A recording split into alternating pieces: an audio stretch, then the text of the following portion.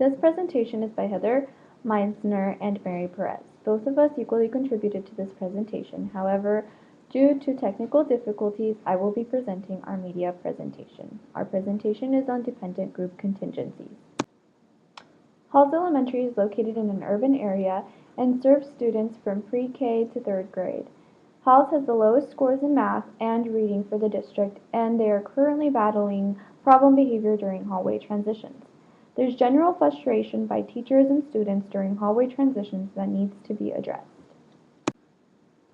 Dependent group contingencies require that a small group of individuals or an individual comply with predetermined criteria in order for a group-wide reinforcement. This means that it can be more convenient than individual interventions since it targets more individuals at one time and promotes generalization of skills right off the bat. Additionally, because dependent group contingencies are more efficient, they allow a single teacher or an aide to monitor and control larger groups of students.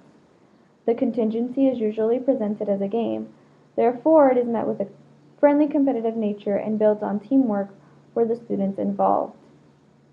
The teamwork mentality allows for multiple influences of control over the problem behavior, since it's not only the teacher that wants the student to succeed, but it's also the peers around the individual that wants the individual to succeed in order to be able to be granted the group-wide reinforcement.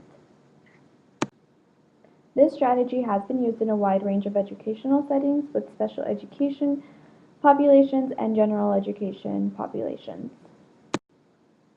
Several studies have analyzed the effectiveness of dependent group contingencies both in academic settings and in less structured settings like hallways. Research directly implemented on dependent group contingencies in hallway behavior showed not only positive group behavior change, but overall improvement in hallway behavior. There are several steps necessary for effective implementation of dependent group contingencies.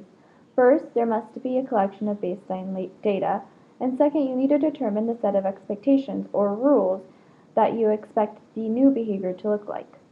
Then you will need to determine the criteria and reinforcement for the menu or conduct a preference assessment. It is important that all staff are trained and understand what the dependent group contingency is.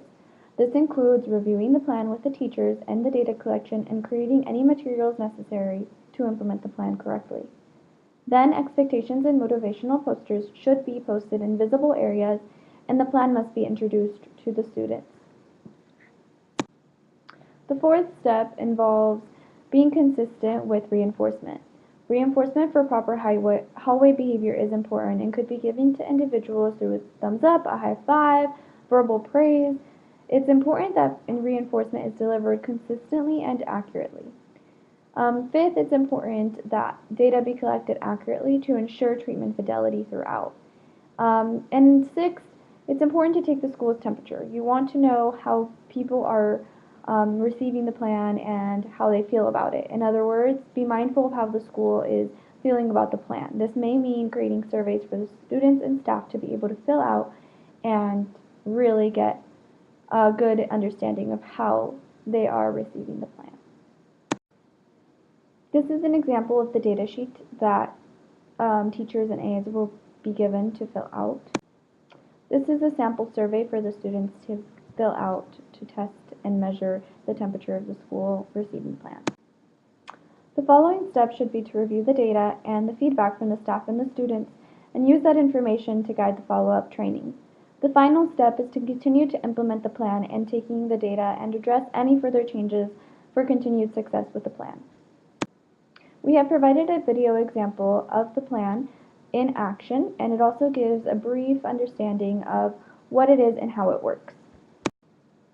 To determine if it's successful, it's important to analyze baseline data in comparison to the treatment data and assess if the dependent group contingency in place yielded to behavior modification in a set of individuals or a small group of individuals.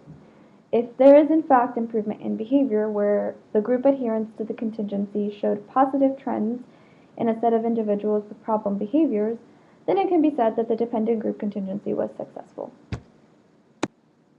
Dependent group contingencies could target Tier 1, Tier 2, or Tier 3.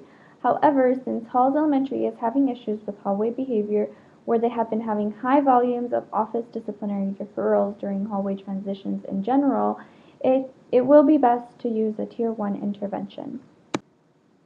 Halls Elementary would directly benefit from intervention of dependent group contingencies because there's a current need for behavior change in the hallways. There's lack of a uniform policy regarding hallway behavior, and hallway behavior is causing disruption in the time allotted to actual education and learning. Overall, students and teachers have low morale, and it is time to make an intervention. Dependent group contingencies are relatively low cost to implement. Since only one adult is necessary for monitoring and controlling large groups of students, no additional personnel will be needed.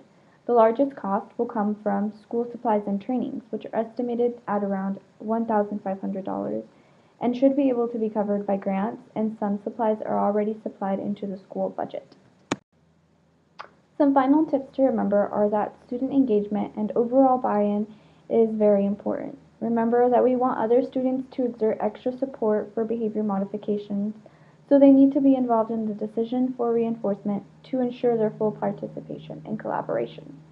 It is usually helpful to present the contingency as a game for this reason, rather than a procedure, being consistent is important and helps maintain treatment fidelity.